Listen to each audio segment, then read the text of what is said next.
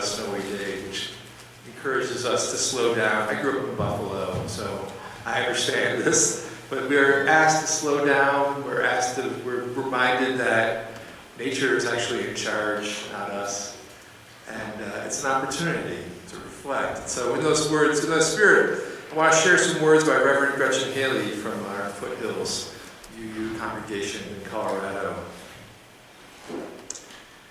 Every little thing that breaks your heart is welcome here. We'll make a space for it. Give it its due time and praise. For wanting it represents the longing for something more, some healing hope that remains not yet. We promise no magic, no making it all better, but offer only this circle of trust. This human community that remembers, though imperfectly, that sings and prays, though sometimes awkwardly. This gathering that loves, though not yet enough. We're still practicing after all, still learning, still in need of help and partners, still becoming able to receive all this beauty and all these gifts that we bring. So in that spirit, come, let us celebrate together. I invite you to rise and bow your spirit for our opening song, number 97, Sometimes I Feel Like a Motherless Child.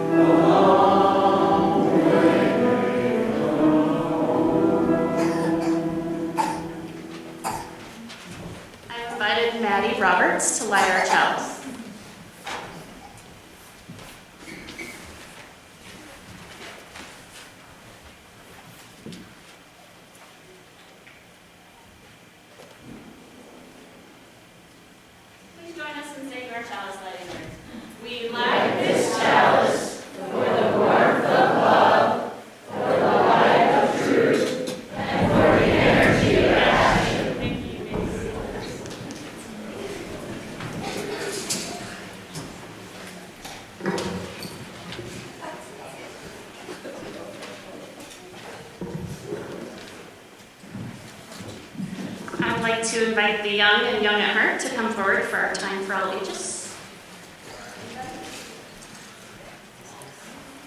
Yay, Senna.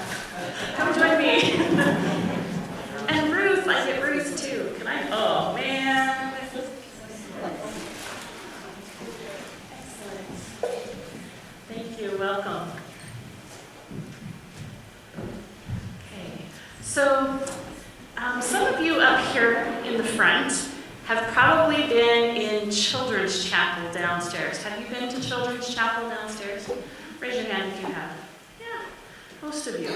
Children's Chapel is something that we do once a month downstairs where we worship together. And we have some traditions that we do each month. Can any of you tell me what some of the things are that we do each month when we worship? Yes. A big meal? Wow, actually, that's the monthly potluck.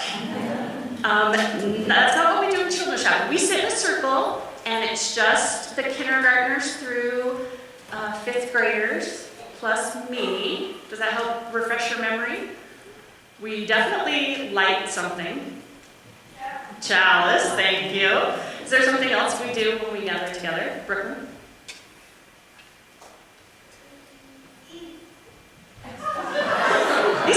I understand. All the smells coming up from upstairs are making me think about eating too. We don't typically eat, but we do talk to one another. We get to know each other a little bit.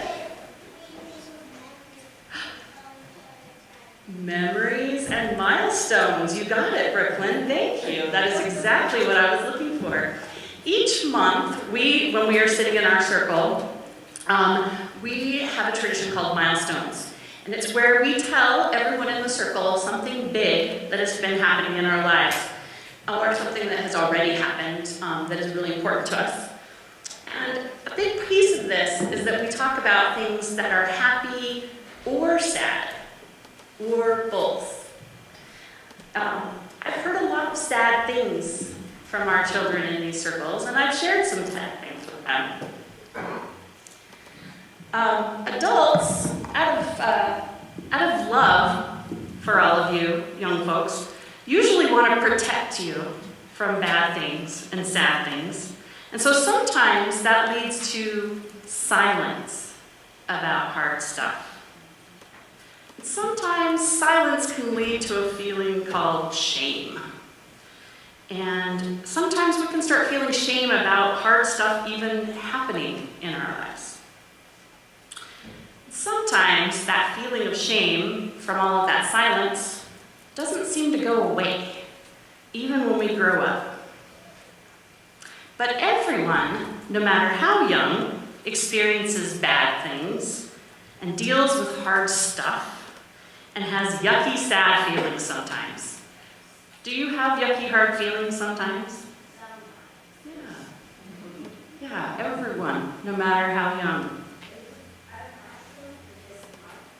Usually when we share milestones, it's something that's happened since last Children's Chapel, so in the last month. And sometimes it's something we're looking forward to that's happening this month. Yes, we share all of those kinds of things. So everyone has those sad, hard, yucky feelings sometimes, and has sad, hard, yucky things happening in their lives. So why, if this is happening to everyone, should anybody feel shame about that? No. And I think that's partly why we're here. Partly why this community exists. To be a place where all of us can feel all of the feelings and share that hard stuff. And that other people will be there to hold your hand and listen and be in that circle of community with you. Just like we do down in Children's Chapel when we share our milestones. We hold each other's sadness and celebrate each other's joys. And now we'll head downstairs to worship together with the young folks.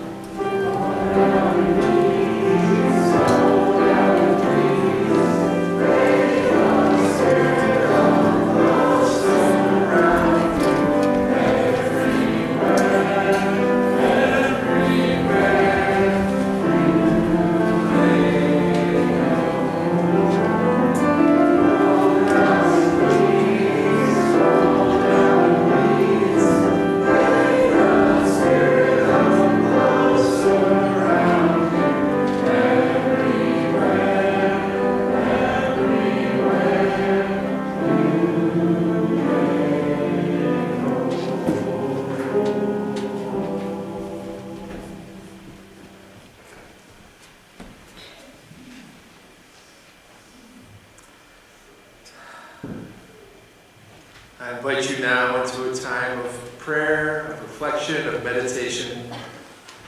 Let this be our centering moment.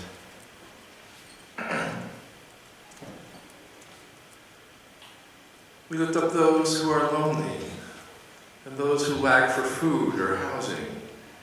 May they find security and comfort.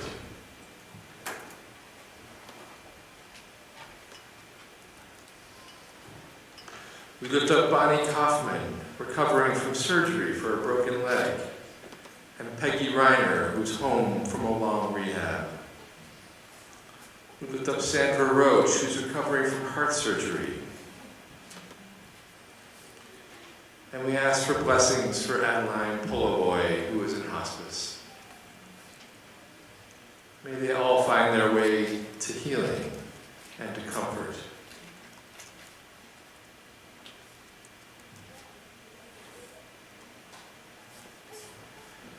We lift up our lesbian, gay, bisexual, transsexual, queer siblings and their allies in the United Methodist Church. May they know that they deserve to be affirmed in their spiritual homes. And may they find justice and love.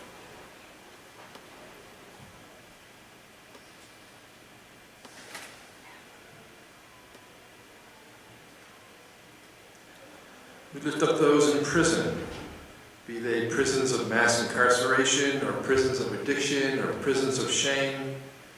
May all find justice and freedom.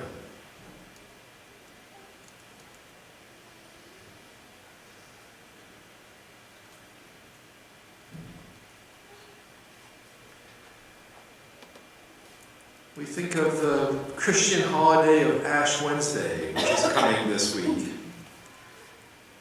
May we find grounding and humility in the truth that from dust we came, and to dust we will return. We celebrate those who fight for justice. May we draw hope from their example.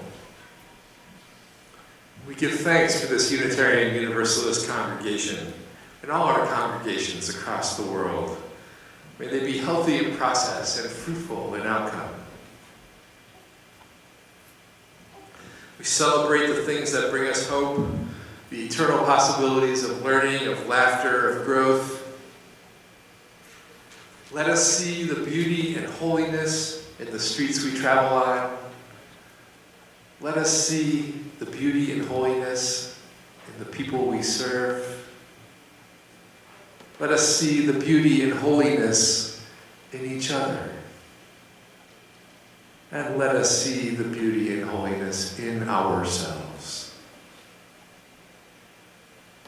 And may we all be held in the heart of love. Amen. And blessed be.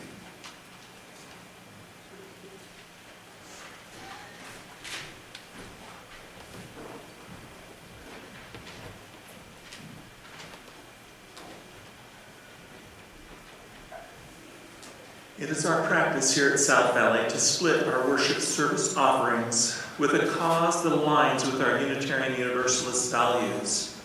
In your order of service, it has who we shared with in January and February, and now it's March, so it's a little different.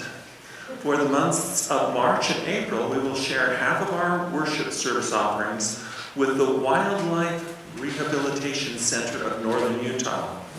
The Wildlife Rehab Center is dedicated to the care and rehabilitation of wildlife with the goal of releasing them into their natural habitats. They served more than 2,500 birds and small animals in 2018. They provide wildlife and environmental education programs to our larger community here in Utah.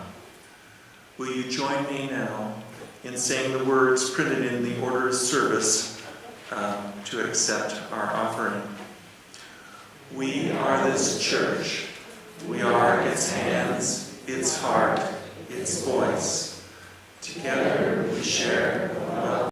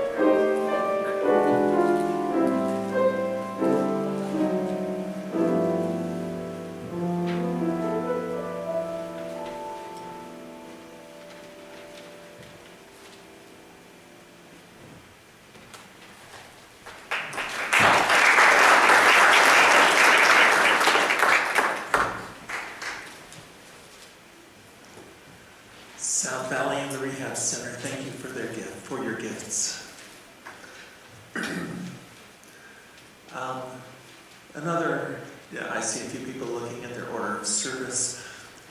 This will not be a responsive reading. It's The Guest House by Jalaluddin Rumi.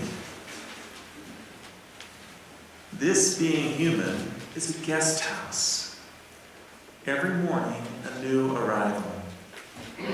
A joy, a depression, a meanness, some momentary awareness comes as an unexpected visitor. Welcome and entertain them all, even if they are a crowd of sorrows who violently sweep your house empty of its furniture. Still, treat each guest honorably. They may not be clearing you out for some new delight. They may be clearing you out for some new delight. The dark thought, the shame, the malice.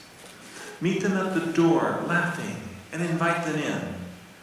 Be grateful for whatever comes, because each has been sent as a guide from beyond.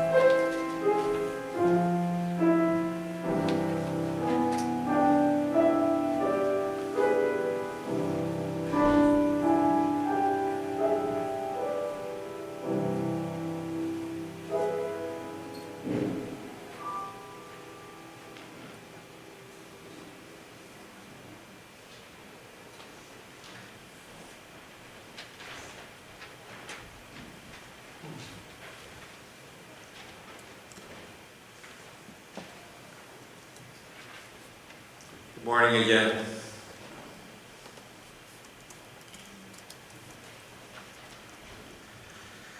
In Tibetan Buddhism, a hungry ghost lives in one of the realms beyond the physical universe. And these hungry ghosts are shaped like teardrops. They have tiny mouths and enormous stomachs. And some are described as having mouths the size of a needle and stomachs the size of a mountain. So with such small mouths, there's no way they can ever fulfill their hunger. Their constant craving that can never be satisfied is a metaphor for addiction. Folks who grapple with addiction or watched as a loved one struggle with addiction, they understand how addiction can be the result of trying to fill that impossibly huge stomach, the empty space that forms in our souls as a result of trauma or loss or capitalism-induced feelings of inadequacy. Hungry Ghosts is also the title of an excellent book about addiction by Dr. Gabor Mate, and that's available down in our library along with the book Recovery by Russell Brand. And I want to say thanks again to the wonderful folks who run the South Valley Library. It's a useful resource for spiritual teaching of all sorts. And I'll send out an email later with a list of the resources I used for this sermon. Today I want to talk a little about addiction and more, hopefully, about recovery. And I need to admit that I do not feel equal to this task. So there are folks in this congregation, and frankly in every congregation of every denomination, whose lives have been turned upside down by their own addictions and the addictions of their loved ones. That hasn't been my experience, and I want to be humble while I talk about things that other folks who are in this room know much more about. So, but as for me, I have abused alcohol in the past, and it had some consequences on my life, but mostly through luck, no particular strength of virtue or anything. Just luck, I avoided a total catastrophe, and it's not an issue for me anymore. I managed a homeless shelter where I had a front row seat to the lives of addicts. I worked as a chaplain in the substance abuse ward of the Veterans Hospital in New York City. You bet I saw some things there. I also covered the emergency room at a hospital in a working class neighborhood of Buffalo, and I talked with folks who were in incredible pain and terrible danger. I'm trained in administering Narcan, which is the antidote that you can use to reverse the overdose, and I actually carry a couple doses of Narcan in my bag with me wherever I go. And actually, here's a cool fact. They have Narcan at most of the public libraries in Salt Lake City. So librarians, woo-hoo, always so awesome.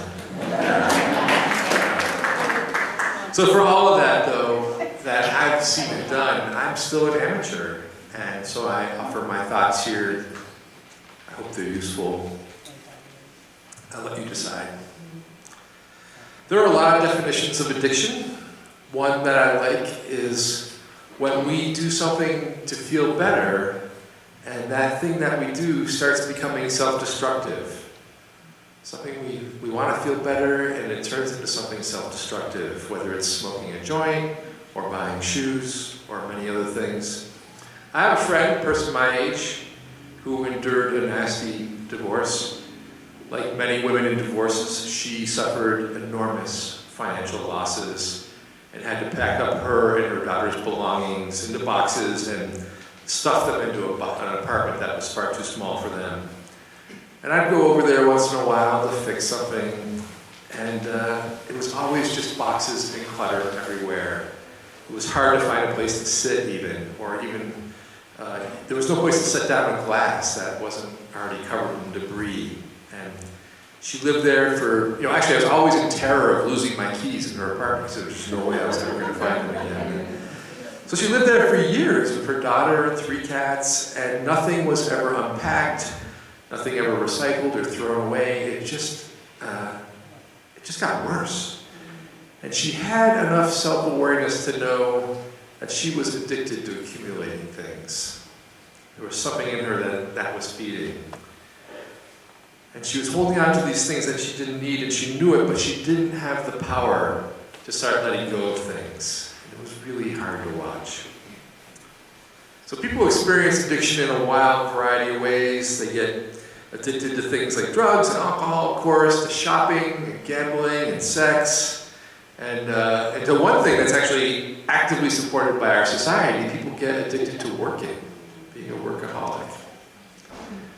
And there are folks who argue that we all struggle with addiction in one form or another, that we're all addicts. And I don't know about that. I hate to speak for everybody, right? But I do think there are ways that our society is addicted, and as parts of society, we're party to that too. So, for example, our society is addicted to hierarchy, assigning everyone and everything to a place of relative worth. And straight white men, like me, are at the top. The planet, our environment, it's at the bottom.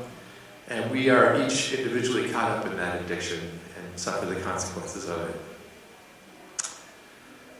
And there's one thing I want to make extremely clear, and for all my talks about being an amateur, I am pretty sure about this. Addiction is not a character flaw. Addiction is a disease. It's a disease with physical, emotional, and spiritual components. In fact, the worst argument I ever had with chaplains at my old job when I was working at that hospital I was telling you about was with a chaplain who thought that addicts were just being weak.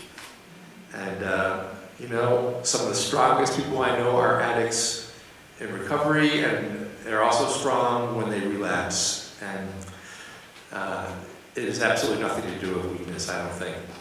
As a side note, so that chaplain got fired for inappropriate internet use.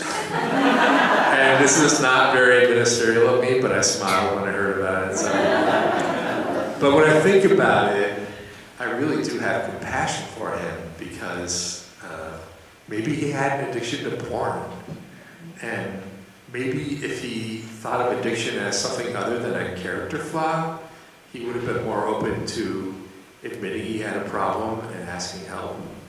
I think that shame is a terrible, terrible thing. So the way we think about addiction does not help people sometimes. So I feel bad for him. Lost his job. Finally, addiction is a family disease.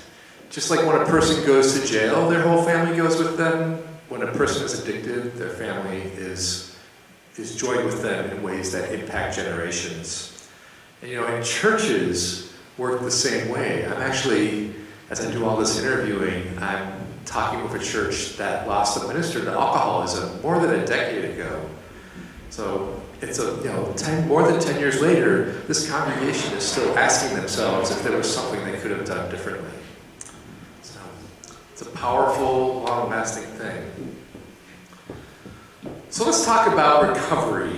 And I want to take a little time to talk about Alcoholics Anonymous and the 12 steps. Probably heard of them. So AA is only one way of finding recovery. It doesn't work for everyone. But I find a lot of useful things in the 12 steps. Part of the problem that people have with the 12 steps is that the language is very dated. And it really is. But it makes sense because this language sort of solidified in the 30s and 40s. And that language reflects the sensibilities of that time. And also the social location of the people who were creating it. So they were American white men, as far as I understand. Other folks, though, have attempted to update the language and make it work in 2019 and apply it much more broadly to a larger group of people who are grappling with a wider variety of conditions. And I want to share one version that I think is really successful. So it's by this guy, Russell Brand, who is a British actor. He's a comedian, he's a writer. And I used to just consider him a totally lightweight, frivolous character. It's just kind of how he presented. He was addicted for a long time, and that may have been part of that. But in his late work, I find him to be actually very serious and insightful in his spiritual observations. And I've been devouring his books and listening to his podcast, and really impressed and surprised. So always staying open to be surprised, right? So I'll read the 12 steps, first the original version, and then Russell Brand's version. And one thing about Russell Brand, if you're not familiar with him, he's very authentic, very irreverent, which is code for he swears a lot. So in his version, I'm going to use the word screwed, which is about as far as I'll go in the pulpit. He's using a different word, a 4-letter word that I bet you can imagine. So it's sort of disarming how frank he is about it, but it's not appropriate for a sanctuary. So here goes. Step 1, the original language. We admitted we were powerless over alcohol, that our lives had become unmanageable. Russell Brand translates it as, are you a bit screwed? Step 2, original language. We came to believe that a power greater than ourselves could restore us to sanity. Russell Brand asks, could you not be screwed? Step 3, original language. We made a decision to turn our will and our lives over to the care of God as we understand Him. As an aside, gendered language for God drives me crazy. So anyways, as we understand Him, Russell Brand, are you, on your own, going to unscrew yourself? Step 4, we made a searching and fearless moral inventory of ourselves. Russell Brand, write down all the things that are screwing you up or have ever screwed you up, and don't lie or leave anything out. Step 5, we admitted to God, to ourselves, and to another human being the exact nature of our wrongs. Russell Brand, honestly tell someone trustworthy how screwed you are. Step 6, we were entirely ready to have God remove all these defects of character. Russell Brand, well, that's revealed a lot of screwed up patterns. Do you want to stop it? Seriously? Step 7, original language. We humbly asked Him to remove our shortcomings. Russell Brand, Are you willing to live in a new way that's not about you and your previous screwed up stuff? You have to. Step 8. We made a list of all persons we had harmed and became willing to make amends to them all. Russell Brand. Prepare to apologize to everyone for everything affected by your being so screwed up. Step 9. We made direct amends to such people wherever possible, except when to do so would injure them or others. Russell Brand. Now apologize, unless that would make matters worse. Step 10. We continued to take a personal inventory, and when we were wrong, properly admitted it. Russell Brand. Watch out for screwed up thinking and behavior, and be honest when it happens. Step 11. We sought through prayer and meditation to improve our conscious contact with God as we understood Him, praying only for knowledge of His will for us and the power to carry that out. Russell Brand. Stay connected to your new perspective. Last one, 12. Having had a spiritual awakening as the result of these steps, we tried to carry this message to alcoholics and to practice these principles in all our affairs. Russell Brand. Look at life less selfishly. Be nice to everyone. Help people if we can. There's a lot there. I think each of those steps could be 30 sermons. You're dreading it already, right? I'm going to leave those there for now, and I'll share them in an email following the service so you can use over them if you wish, or delete them immediately.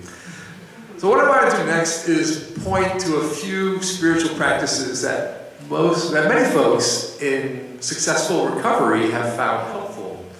And I want to explore how we, as Unitarian Universalists, might use these spiritual practices to help us be resilient and perhaps find healing for whatever ails us.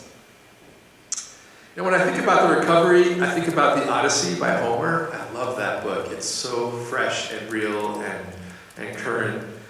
There's some great new translations too. So in the Odyssey, Odysseus is returning home from the Trojan War. He's been gone a long time. He's with his crew on a boat, and they accidentally sail within hearing distance of the sirens. So the sirens are these half women, half birds who sang so sweetly that anyone who heard them couldn't resist them. And they would stay with them, they would do anything to get to them, stay with them, and just listen and do nothing else until they just died from not eating. Now, Odysseus had warning of the sirens ahead of time, so he had his crew put wax in their ears. And as for him, he wanted to hear this, so he had his crew tie him to the mast. And he told them, don't untie me no matter how I beg until we're out of earshot. And they didn't. And when I consider the strength of a person in recovery, I wonder what metaphorical ropes keep them tied to the mast. What keeps them from leaping off the boat to the sirens? And unlike Odysseus, folks in recovery always have the option to untie those ropes that keep them safe. And that is an epic demonstration of strength in a perilous way. My therapist is fond of telling me that people with addictions won't give up doing what makes them feel better until they find something else that's more effective at making them feel better. So given the power of addictive behaviors, the substitutes need to be truly compelling. So I'm not surprised that folks turn to spiritual practices, which I found truly compelling. We know these spiritual practices transform lives. So I want to talk about 3 that any Unitarian Universalist could use. But and there's a lot more. So the first is mindfulness. Dr. Gabor Mate, who I was talking about in his book, Hungry Ghost, he talks about the power of using mindfulness to cultivate compassionate curiosity. Compassionate curiosity. That gives folks a chance to step away from a cycle of self-criticism and shame, like we were talking about at the time for all ages, and which just leads to more addiction. And the Buddhist teacher Pema Chodron, she says, in cultivating loving kindness, we first learn to be honest, loving, and compassionate towards ourselves. Rather than nurturing self-denigration, we begin to cultivate a clear-seeking kindness. A clear-seeking kindness. Doesn't clear-seeking kindness sound a lot more appealing than a harsh self-judgment? I think we could all use more of that. When I worked at the VA, I often led folks through the loving kindness meditation, and I would teach them this mantra: may I be happy, may I be healthy, may I be safe, may I be peaceful, may I be happy, may I be healthy, may I be safe, may I be peaceful. And as they repeated those words, I would watch their faces soften. This is in a locked ward in the VA. I would watch, there's so much tension, and their faces would soften, and their bodies would relax. It's beautiful. Good practice. The second spiritual practice is a complicated one for us Unitarian Universalists. And that practice is identifying our higher power and calling on it to support us. So remember step 3 about turning our lives over to God as we understand it? Now, we Unitarian Universalists were non-creedal, meaning that we are free individually to make our own decisions about the nature of the divine. And I imagine that most of us can agree about the God that we don't believe in. The God we don't believe in, it's the bearded old white dude who helps us win football games and wars if we're sufficiently on his side. So, good riddance for getting rid of that idea. So, and if there's someone here who actually that is their higher power, or their image of God, you are allowed to have that here in Unitarian Universalism. You are absolutely allowed to have that because we're non-creedal. And I would like to talk to you in a loving way. That'd be a good conversation. But, so we got rid of that idea. And that leaves a universe of other possibilities for higher power. So when I was a hospital chaplain at a Catholic hospital in a Catholic community, I would always ask folks, like, what keeps you going during hard times? People lying in sick beds, like, unbelievable misery. And I'd ask them what's keeping them going. And I'll say the overwhelming answer wasn't Jesus, it wasn't the church. The overwhelming answer was family. Family. So family is one example of a very legitimate higher power, or a ground of being, or a source of the holy, or whatever language resonates with a person. And I like resonate because I think it actually, that this idea of the divine has to be something that works intellectually, but also feels right in a gut way. So, anyways, there are many, many more kinds of higher powers that aren't supernatural. So, nature, art, ethical codes, their meditation practice, you name it. For me, I believe that one source of the holy is in our relationships. We conjure the holy through our relationships. And when relationships are proper and good and loving, the holy comes into the world. And that actually leads me to the last of our three spiritual practices, and that is being in community. So folks in the recovery community sometimes say that the opposite of addiction is connection. The opposite of addiction is connection. The addiction, whatever it is a form of separation from the pain, from ourselves, and above all, separation from our people. And communities have huge impacts on folks with addiction, and those impacts can be terrible. A community that chooses to shame a struggling person is really an awful thing.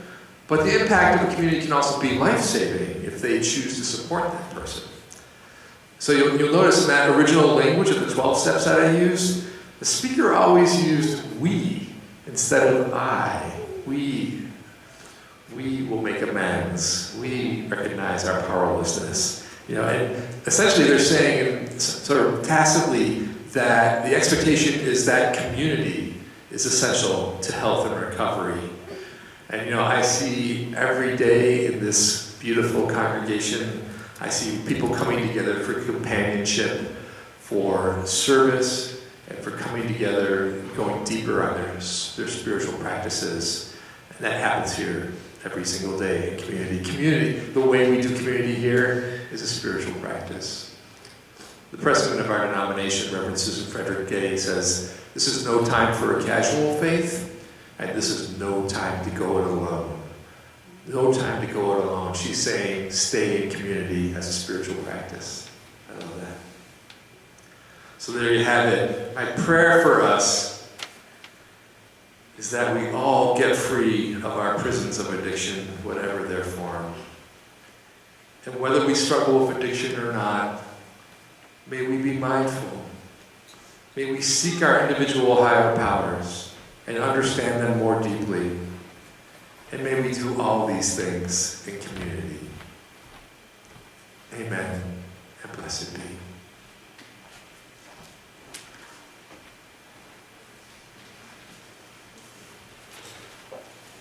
I invite you to rise in the body of your spirit for hymn number 1007.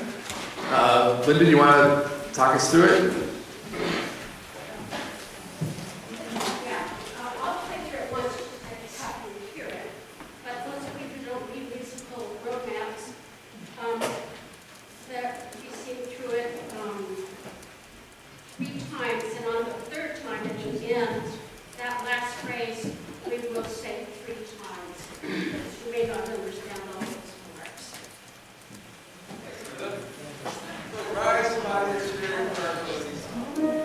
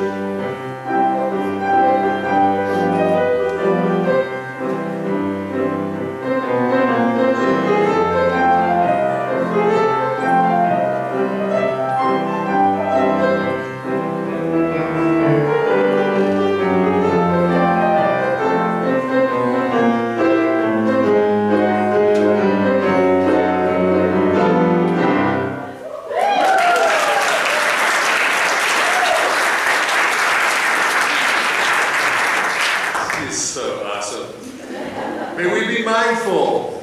May we seek our individual higher powers, and may we do all these things in community. Our worship is over. Our service begins. Go in peace, gentle people.